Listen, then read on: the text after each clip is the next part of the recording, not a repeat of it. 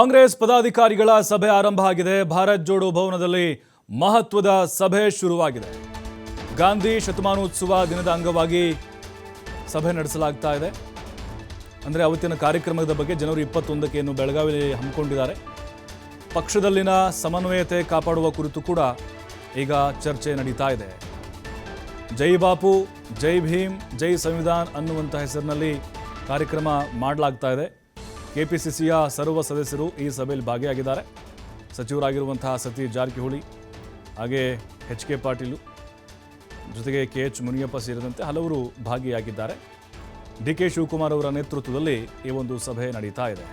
ಸಮನ್ವಯತೆಯನ್ನು ಕಾಯ್ದುಕೊಳ್ಳುವಂಥ ನಿಟ್ಟಿನಲ್ಲಿ ಮತ್ತು ಜನವರಿ 21ಕ್ಕೆ ನಡೆಯುವಂತಹ ಐತಿಹಾಸಿಕ ಕಾರ್ಯಕ್ರಮವನ್ನು ದೊಡ್ಡ ಮಟ್ಟದಲ್ಲಿ ಸಕ್ಸಸ್ ಮಾಡಬೇಕು ಅನ್ನುವಂತಹ ಪ್ಲಾನ್ಗಳು ನಡೀತಾ ಇದೆ. ಮತ್ತು ಕಾರ್ಯಕ್ರಮದ ರೂಪುರೇಷೆಗಳು ಹೇಗೆ ಇರಬೇಕು ಅಂತ ಈಗಾಗಲೇ ಗಾಂಧಿ ಭಾರತ್ ಅನ್ನುವಂಥ ಕಾರ್ಯಕ್ರಮ ಆರಂಭದಲ್ಲಿ ಮಾಡಿದ್ದಾರೆ. ಮನಮೋಹನ್ ಸಿಂಗ್ ಅವರ ನಿಧನದ ಹಿನ್ನೆಲೆಯಲ್ಲಿ ರದ್ದು ಮಾಡಿದರು ಕಾರ್ಯಕ್ರಮ. ಈಗ ಮತ್ತೆ 21ಕ್ಕೆ ನಡೆಸ್ತಾ ಇದ್ದಾರೆ. ಲಕ್ಷಾಂತರ ಸಂಖ್ಯೆಯಲ್ಲಿ ಕಾರ್ಯಕರ್ತರನ್ನ ಜಮಾವಣೆ ಮಾಡಿ ಜೊತೆಗೆ ಅಲ್ಲಿ ಒಂದು ಕಹಳೆಯನ್ನು ಮೊಳಗಿಸಬೇಕು ಅನ್ನುವಂಥ ಪ್ಲಾನ್ ಮಾಡಿಕೊಂಡಿದ್ದಾರೆ. ಕೆಪಿಸಿಸಿಯ ಸರ್ವ ಸದಸ್ಯರು ಈ ಸಭೆಯಲ್ಲಿ ಭಾಗಿಯಾಗಿದ್ದಾರೆ. ಕೆಲವೊಂದಿಷ್ಟು ಸಲಹೆಗಳನ್ನು ಕೂಡ ಕೊಡ್ತಾ ಇದ್ದಾರೆ ಸಚಿವರುಗಳು ಅಧ್ಯಕ್ಷರಿಗೆ. ಅಲ್ಲಿ ಯಾರ್ಯಾರಿಗೆ ಯಾವ್ಯಾವ ಜವಾಬ್ದಾರಿಯನ್ನು ಕೊಡಬೇಕು ಅನ್ನೋದ್ರ ಬಗ್ಗೆ ಡಿ.ಕೆ. ಶಿವಕುಮಾರ್ ಮಾತುಕತೆ ನಡೆಸ್ತಾ ಇದ್ದಾರೆ. ಈಗಾಗಲೇ ಕಿತ್ತೂರು ಕರ್ನಾಟಕ ಭಾಗದ ಹಲವರಿಗೆ ಕೆಲವೊಂದಿಷ್ಟು ಜವಾಬ್ದಾರಿಗಳನ್ನು ಕೊಟ್ಟಿದ್ದಾರೆ.